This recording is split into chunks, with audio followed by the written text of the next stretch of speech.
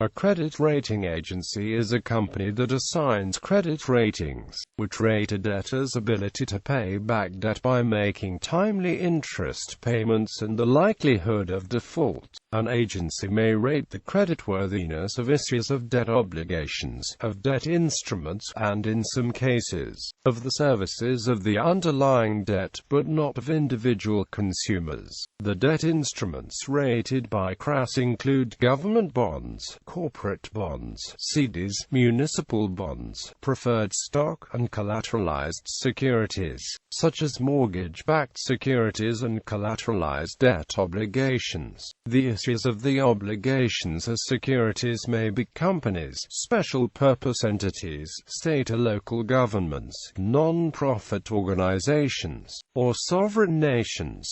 A credit rating facilitates the trading of securities on a secondary market. It affects the interest rate that a security pays out, with higher ratings leading to lower interest rates. Individual consumers are rated for creditworthiness not by credit rating agencies but by credit bureaus, which issue credit scores. The value of credit ratings for securities has been widely questioned. Hundreds of billions of securities that were given the agency's highest ratings were downgraded to junk during the financial crisis of 2007-08. Rating downgrades during the European sovereign debt crisis of 2010-12 were blamed by EU officials for accelerating the crisis. Credit rating is a highly concentrated industry, with the Big Three credit rating agencies controlling approximately 95% of the ratings business. Moody's Investors Service and Standard & Poor's together control 80% of the global market, and Fitch Ratings controlled a further 15%. History. Early history. When the United States began to expand to the west and other parts of the country, so did the distance of businesses to their customers. When businesses were close to those who purchased goods or services from them, it was easy for the merchants to extend credit to them. Due to the proximity and the fact that merchants knew their customers personally and knew whether or not they would be able to pay them back. As trading distances increased, merchants no longer personally knew their customers and became leery of extending credit to people who they did not know in fear of them not being able to pay them back. Business owners' hesitation to extend credit to new customers led to the birth of the credit reporting industry. Mercantile credit agencies,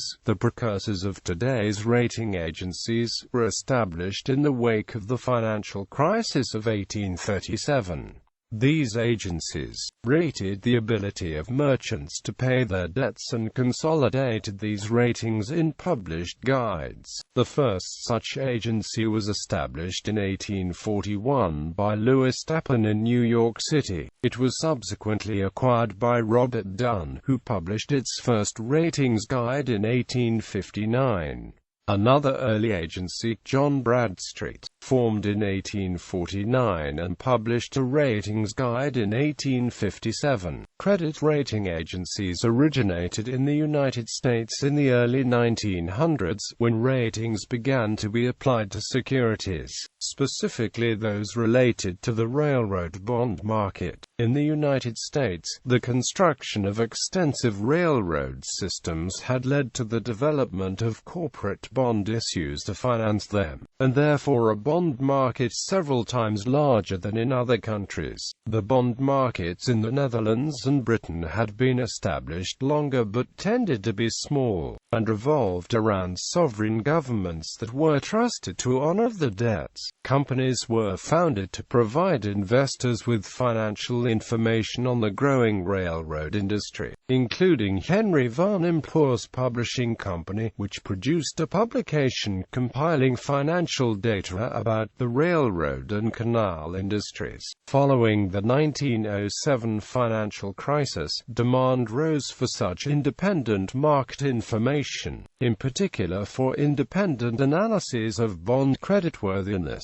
In 1909, financial analyst John Moody issued a publication focused solely on railroad bonds. His ratings became the first to be published widely in an accessible format, and his company was the first to charge subscription fees to investors. In 1913, the ratings publication by Moody's underwent two significant changes. It expanded its focus to include industrial firms and utilities, and it began to use a letter rating system. For the first time, public securities were rated using a system borrowed from the mercantile credit rating agencies, using letters to indicate their creditworthiness. In the next few years, antecedents of the Big Three credit rating agencies were established. Poor's Publishing Company began issuing ratings in 1916, Standard Statistics Company in 1922, and the Fitch Publishing Company in 1924. Post-Depression era. In the United States, the rating industry grew and consolidated rapidly following the passage of the Glass-Steagall Act of 1933 and the separation of the securities business from banking. As the market grew beyond that of traditional investment banking institutions, new investors again called for increased transparency, leading to the passage of new mandatory disclosure laws for issuers and the creation of the Securities and Exchange Commission. In 1936, regulation was introduced to prohibit banks from investing in bonds determined by recognized rating manuals to be speculative investment securities. U.S. banks were permitted to hold only investment-grade bonds, and it was the ratings of Fitch, Moody's, Poor's, and Standard that legally determined which bonds were which. State insurance regulators approved similar requirements in the following decades. From 1930 to 1980, the bonds and ratings of them were primarily relegated to American municipalities and American blue-chip industrial firms. International sovereign bond rating shriveled during the Great Depression to a handful of the most creditworthy countries, after a number of defaults of bonds issued by governments such as Germany's. In the late 1960s and 1970s, ratings were extended to commercial paper and bank deposits. Also during that time, major agencies changed the business model by beginning to charge bond issuers as well as investors. The reasons for this change included a growing free rider problem related to the increasing availability of inexpensive photocopy machines and the increased complexity of the financial markets. The rating agencies added levels of gradation to the rating systems. In 1973, Fitch added plus and minus symbols to its existing letter rating system. The following year, Standard & Poor's did the same, and Moody's began using numbers for the same purpose in 1982. Growth of bond market. The end of the Bretton Woods system in 1971 led to the liberalization of financial regulations and the global expansion of capital markets in the 1970s and 1980s. In 1975, SEC rules began explicitly referencing credit ratings. For example, the Commission changed its minimum capital requirements for broker-dealers, allowing smaller reserves for higher-rated bonds. The rating would be done by nationally recognized statistical ratings organizations. This referred to the Big Three, but in time 10 agencies were identified by the SEC as NRSROs. Rating agencies also grew in size and profitability as the number of issuers accessing the debt markets grew exponentially, both in the United States and abroad. By 2009, the worldwide bond market reached an estimated $82.2 trillion in 2009.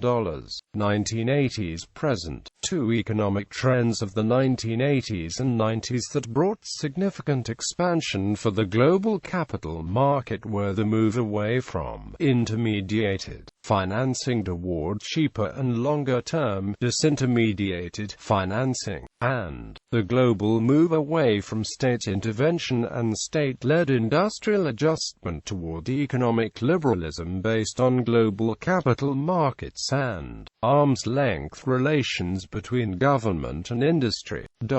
More debt securities meant more business for the big three agencies, which many investors depended on to judge the securities of the capital market. U.S. government regulators also depended on the rating agencies. They allowed pension funds and money market funds to purchase only securities rated above certain levels. A market for low-rated, high-yield junk bonds blossomed in the late 1970s, expanding securities financing to firms other than a few large, established blue-chip corporations. Rating agencies also began to apply the ratings beyond bonds to counterparty risks, the performance risk of mortgage services, and the price volatility of mutual funds and mortgage-backed securities. Ratings were increasingly used in most developed countries' financial markets and in the emerging markets of the developing world. Moody's and S&P opened offices Europe, Japan, and particularly emerging markets. Non-American agencies also developed outside of the United States,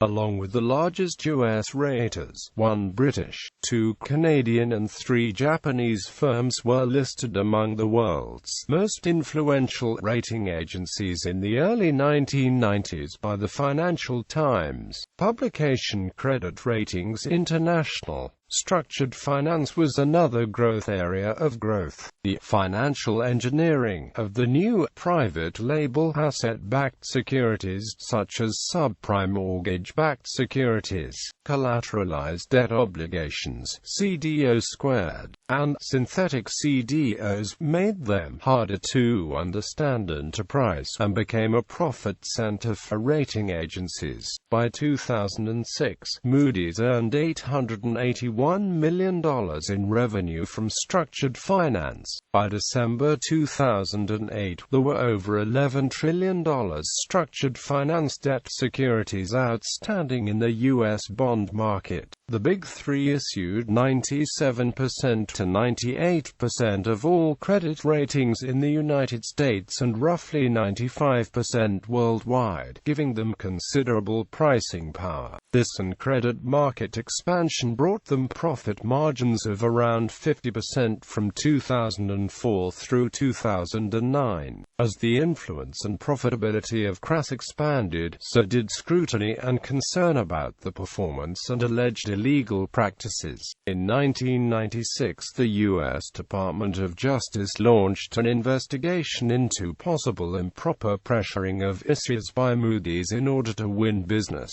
Agencies were subjected to dozens of lawsuits by investors complaining of inaccurate ratings following the collapse of Enron, and especially after the U.S. subprime mortgage crisis and subsequent late 2000s financial crisis.